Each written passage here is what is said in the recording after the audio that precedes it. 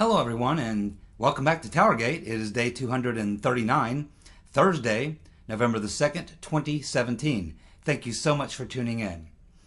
Okay, let's get right to it. In the last video where we left off, we were talking about Mr. Papadopolis. And I told you that I would take a look at the arrest warrant and see what I could find. Now this arrest warrant gives you a photocopy of the 4 or 5 documents pertaining to the arrest warrant. It also gives a very lengthy background story to all of this, which gets pretty involved with a lot of detail and things like that. Don't have time in this video to go through all those details, but it's quite interesting. But I'll kind of capsulize it for you so that you at least understand what may have been going on here with Mr. Papadopoulos. Not that it's totally clear, because it really isn't clear. There's still a lot of questions that remain. And obviously, because this is an investigation that's being conducted originally by the FBI and then taken over by Mueller. And of course, we know that they cannot be trusted. And we know that they're compromised. And we suspect that Mr. Papadopoulos may himself be somehow involved with these deep state players. So obviously, the way that they're presenting this is going to be from a viewpoint of the guilty trying to somehow, I assume, cover their tracks or clean up the mess that they've found themselves in, that they created. Remember, Hillary was supposed to win. None of this was supposed to happen. Mr. Papadopoulos was not supposed to pop up on the radar. So let's go through the arrest warrant for just a moment and get some dates and specific facts out of the way, and then I'll capsulize a little bit of what the background story is. Okay, Mr. Papadopoulos was arrested on July the 27th of 2017 in Virginia. Mr. Papadopoulos, immediately upon his arrest, agreed to waive his rights, and he cooperated immediately. Mr. Papadopoulos pled guilty on the spot, and so they agreed to delay the court sentencing, and there would be no need for a trial because he pled guilty. So he pled guilty and they delayed the sentencing. Okay, so the reason that this happened is because immediately once he was arrested and agreed to cooperate, they, at that point, by meaning cooperate, they wanted to put a wire on him, and they probably wanted him to make some phone calls, send some emails, make some contacts with some of these people who they were interested in to see if they could see if he could draw some information out of them that might implicate them in a crime. So they wanted to make sure that the news of his being arrested was kept quiet, because obviously if they made it public that he had been arrested, no one would talk to him or return his emails, or would be suspicious if he were to call them and try to have a conversation. So that's why they did this the way they did it. This is why it was a sealed indictment, not available in the public record, because they didn't want anyone to know that he was now working for them. Now, Papadopoulos was originally interviewed by the FBI on January the 27th, 2017. So that would be before Mueller came in. So the original interview with Mr. Papadopoulos was done prior to the Mueller investigation, back on January 27th. And in that interview, he lied to the FBI about certain details. Now, some of this is real minor stuff. He lied about some dates. That could just be that he got them wrong. He failed to mention certain things that were in the conversation. He chose not to recall them, and that can also be construed as withholding evidence or lying to the FBI. And so this is what a lot of this turns out to be, and some of the things that he said were just factually believed to be by the FBI untrue. Now again, I'm just reading you what's from the arrest warrant and the backstory. This doesn't mean I buy into any of this or I believe any of this. I think these dates on the arrests and things like that are probably legitimate, but some of these stuff in the backstory, I would not go to the bank with it. Let's put it that way. Now, for those of you who don't know, What obviously happened is when they went to talk to Mr. Papadopoulos the very first time, back in January, they had already probably surveilled him. They probably already had him wiretapped, read his emails, read his Facebook, and investigated him up and down. So when they went to interview him the very first time, when he gave them this information, when he answered their questions and talked to them, which was his first mistake, they knew what questions to ask, and they already knew what the answers should have been if he were telling the truth. But because he didn't, he obfuscated the truth, told some flat-out lies, and got some dates and times and things like that incorrect. That is what led the FBI to charge him with lying to the FBI and making false statements. Now, for those of you who've never been told this before, I want to tell you this. If you are, and for this reason right here, because if Mr. Papadopoulos would have practiced what I'm about to tell you, he would not have been arrested. He wouldn't be in the trouble he's in right now, if he's even in any trouble. This could all be a huge smokescreen. But here's the point. Never, ever, ever, ever talk to the FBI, to the police, to law enforcement. Never answer any questions. You're only obligated to give them your name, your address, give them your proof of insurance, your driver's license. That is it. You never, ever, ever answer any questions by the FBI or the cops. Never. The cops will tell you this. FBI agents will tell you this. Lawyers will tell you this. Never, ever, ever talk to the cops or anyone in law enforcement. Because, remember, when they come to talk to you, by the time they come to talk to you, they have already listened to your phone calls. They have already read your emails. They've already read your Facebook post and everything on social media. They've talked to some friends, some past employers. They've found out a lot about you. They already know the questions to ask, the trick questions to ask. They might ask you a question like, so, were you on this particular road at this particular time of day on, say, January the 5th? And let's just say that you say yes. Or you say no. It really doesn't matter. The point is, maybe the date was wrong. Maybe they know that you were there the 8th, but you say the 5th. Bam, they got you. In your mind, the main focus of the question was, were you at this place? But the trick in the question is the date. To you, whether it was the 5th or the 8th isn't a big deal. But when you're talking to the FBI and they're looking to put the hooks in you, or law enforcement, that's the hook. Oh, he said the 8th. It was the 5th. That's a lie. You see, this is how they get you. Never, ever, ever talk to law enforcement, the FBI, or anyone. Zip it. Shut up. Don't say anything. You can tell them your name, your address, give them your license, proof of insurance, whatever. Never, ever, ever talk to the cops. That was his first mistake. That's what he did, and that's why he was charged. Now, let's get into some of the backstory stuff. And by the way, they've already agreed with the courts that Mr. Papadopoulos will not serve any jail time. The alleged crimes he committed could have given him 5 years in prison and some fines. But it appears that he's going to get nothing more than probation because he is cooperating.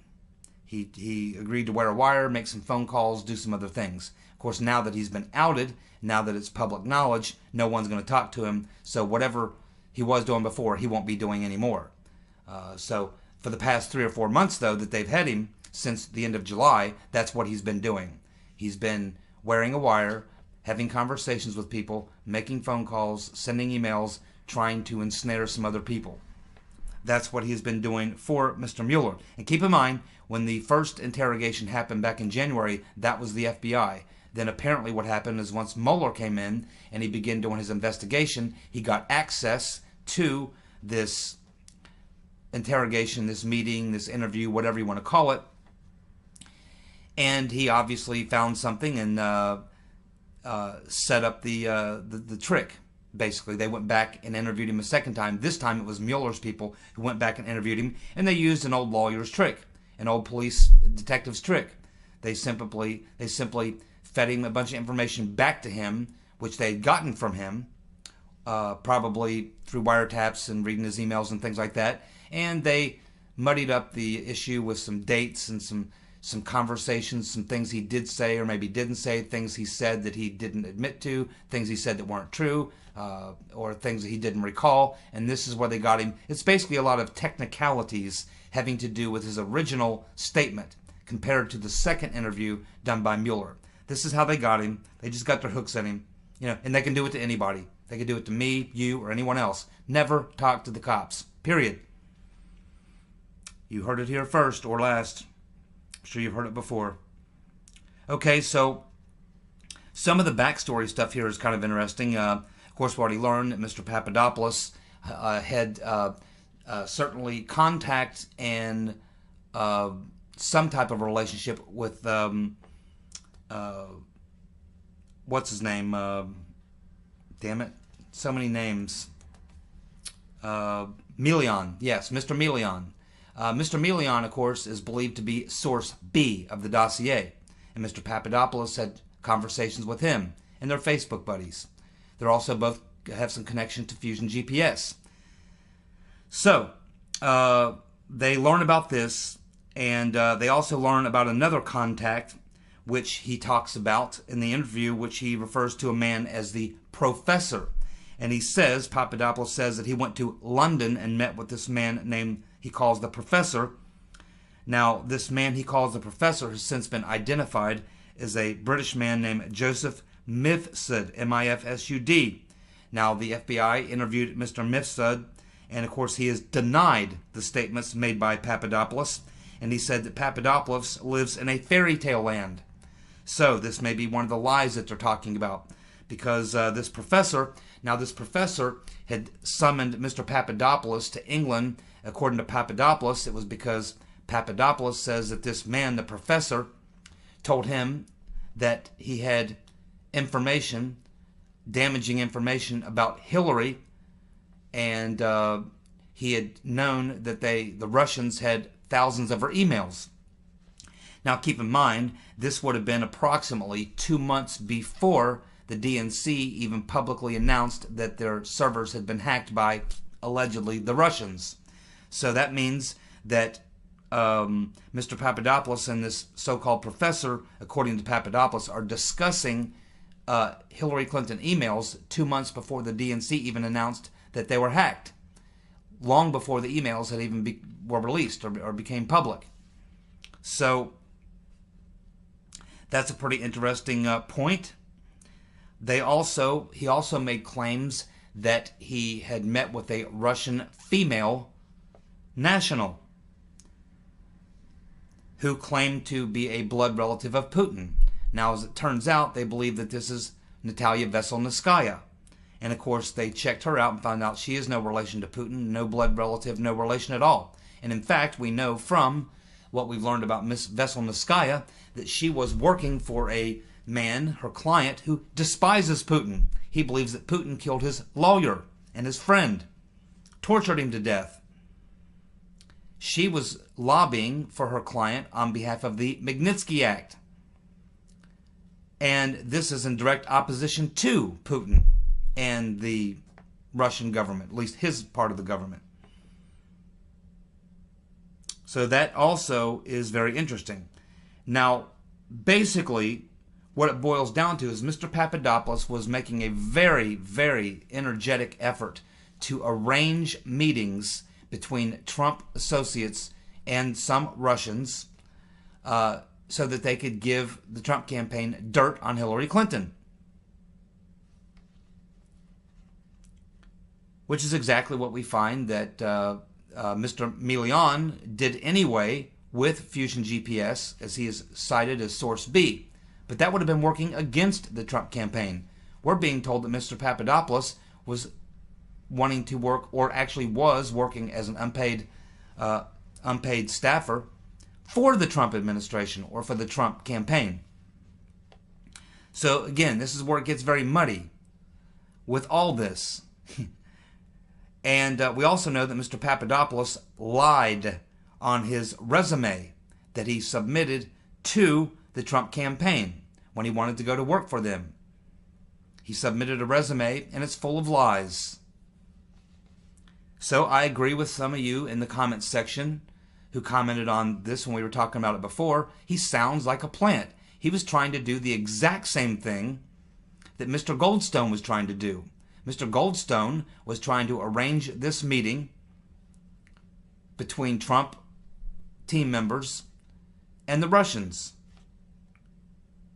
Mr. Papadopoulos was trying to arrange meetings between Trump associates and the Russians, both for the same purpose, to get some dirt on Hillary. And of course, we found out from the Veselnitskaya meeting with Trump Jr. and Manafort and whoever else was in that meeting, I think Carter maybe, that, or yeah, Kushner, Manafort, trying to think of the other person. It may have been Carter.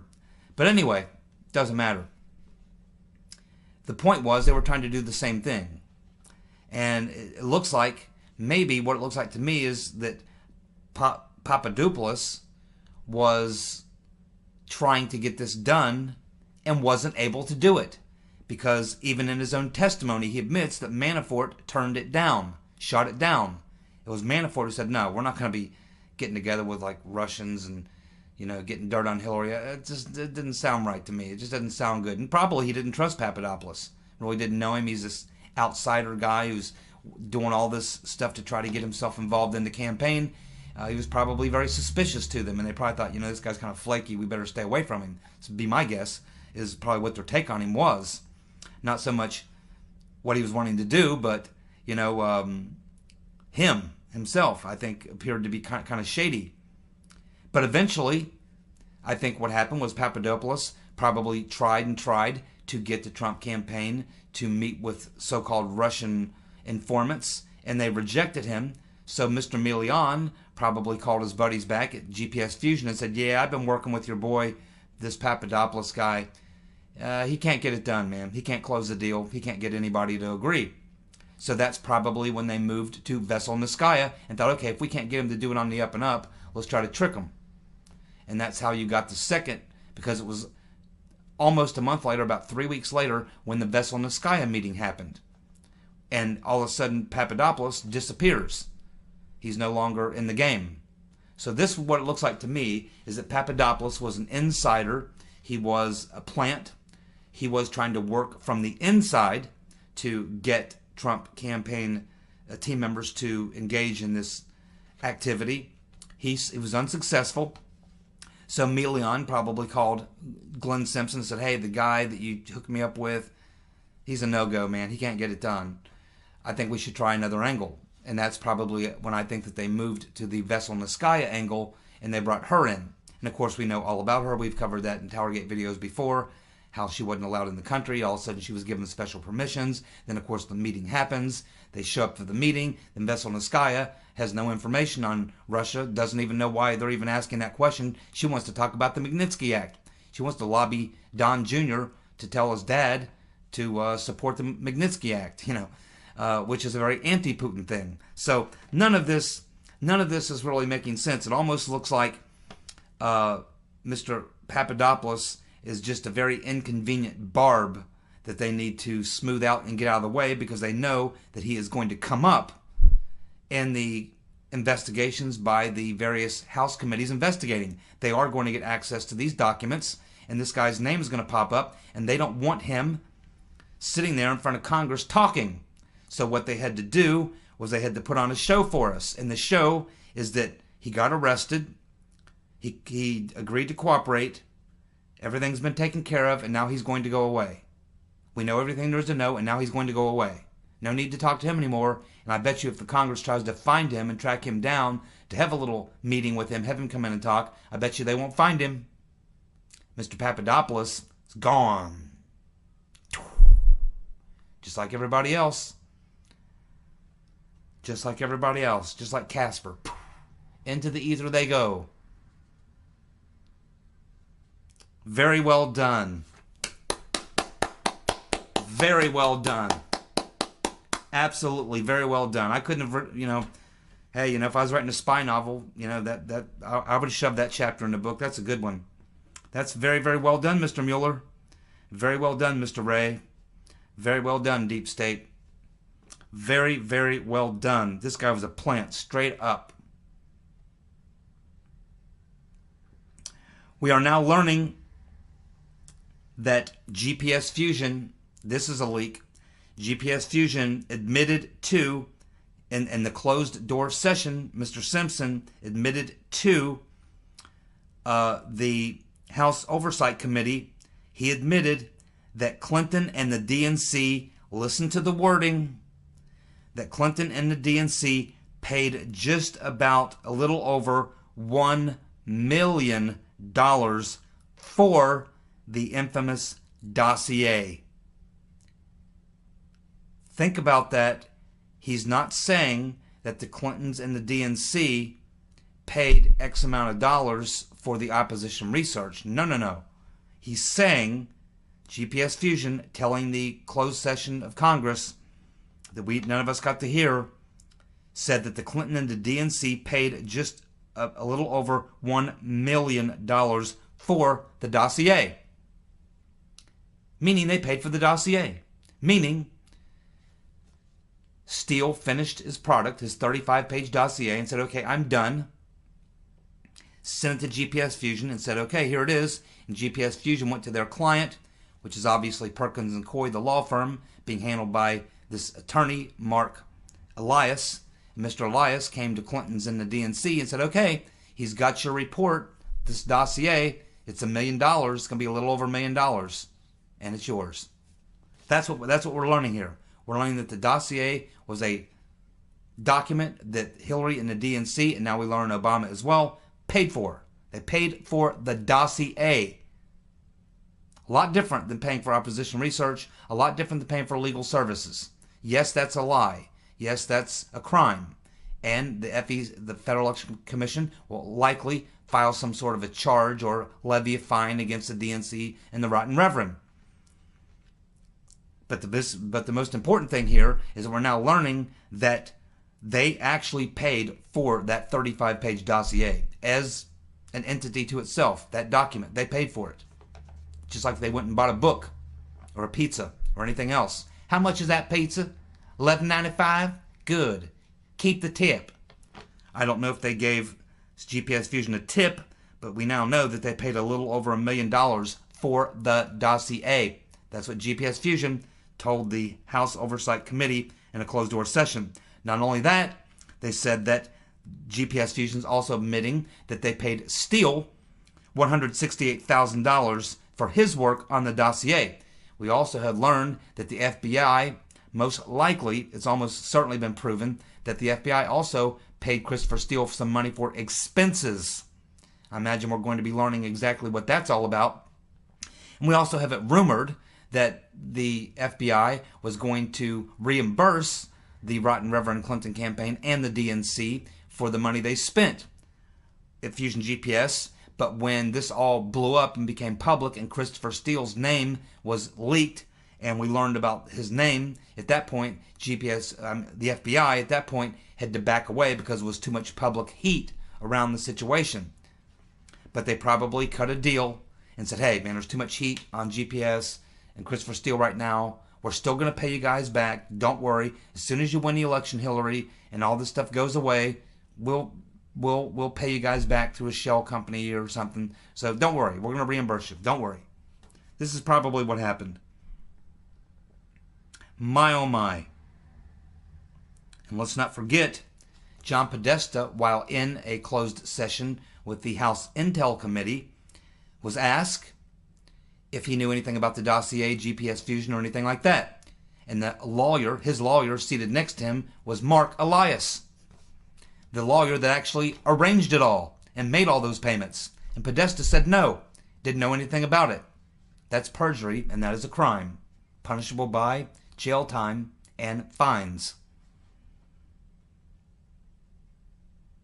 Here's a funny story. Breitbart has been calling John McCain, Senator Magoo, has been calling his office for 7 straight days. They've been trying to ask the question to Senator Magoo or someone there in his office whether or not he knew when he presented that dossier to James Comey, whether or not he knew that the Clintons and the DNC were funding it. Well, Senator Magoo doesn't want to answer that question. So what Breitbart is doing is they're calling every single day because they're not getting a call back. because the people at Magoo's office say, yeah, well, we don't really have to, we'll have to check with the senator and get back to you. Well, they don't. So Breitbart calls him back the next day. Still don't get a call back. They call him the next day. Breitbart has now called Magoo's office 7 consecutive days, and they will continue to call until Magoo finally gets back to them and lets them know whether or not he knew whether or not the Clinton campaign and the DNC was funding the dossier that he gave to Comey. They also want to know a little bit more about how he first obtained the information about the dossier, because as we've recently learned, McCain says that he met Sir Andrew Wood, a Russian ambassador to Moscow, former Russian ambassador to Moscow. McCain says that they met at a conference in Nova Scotia, Canada, and that's where he first heard about it from Sir Edward Wood. But then Sir Edward Wood goes on the BBC and says, no. It was Magoo, Senator McCain, who looked me up at the conference and started talking to me about it. He's the one that filled me in about it. So there's obviously some discrepancy there. So that's what Breitbart wants to know. And I would expect at some point the House Intelligence Committee is going to have Senator Magoo in for a little conversation, and they will definitely want to ask him that question. Okay, time's running out. Let's hit some other news topics that are of some value to us. It appears that Papa John's has pulled his ads from the NFL, citing negative consumer sentiment. Papa John's was a major advertiser with the NFL. Probably many tens of millions of dollars, because I have a friend who's got the NFL package, and you see Papa John's pizza commercials all throughout all the games, all the time, for years now. So this was a major advertising deal, major ad revenue, and just like so many of the other advertisers pulling from the NFL. And that's a big one, Papa John's. We have Trump's White House Chief of Staff basically saying that he's calling for a special counsel on, get this folks, this is his words, not mine, a special counsel to be appointed on the Hillary Russian crimes. That's some interesting wording to use, the Hillary Russia crimes. He thinks there should be a special counsel on Hillary Russia crimes. That's a very interesting way for John Kelly to put it. And he also asked the questions, where is Jeff Sessions? Just like everybody else wants to know, where is Jeff Sessions? Very interesting choice of words by the Chief of Staff of the President to say that. We now learn that the 3 of the senators, so-called Republican senators, who put the kibosh on the Obamacare repeal this past time, Susan Collins, Lisa Murkowski, and Dean Heller, have suffered double-digit drops in their approval ratings right after they chose to throw the wrench into the spokes and stop the Obamacare repeal. Susan Collins asked if that concerns her, and she said, yes, it does. The 3 most unpopular senators, Republican senators, are, in this order, Senator Magoo, Jeff the Flake, and Twitch McConnell. What do all 6 of these have in common? They're hardcore anti-Trumpers, opposed to his agenda. What does this tell you if you're a political strategist? It tells you that it's not a good idea to oppose the president. That's what that tells you. It's exactly what that tells you. That would be my advice. You better get on the Trump train, or you're about to get chucked off the back of a moving train, and it's going to hurt. Thank you so much for tuning in. That is TowerGate, day 239, Thursday, November the 2nd, 2017. Thank you so much for tuning in. Of course, every day it's drip, drip, drip, drip, drip. So I imagine in the next 24 hours there'll be some more news to bring you, and we're going to be focusing a lot more on this confidential informant. I'm working on that right now.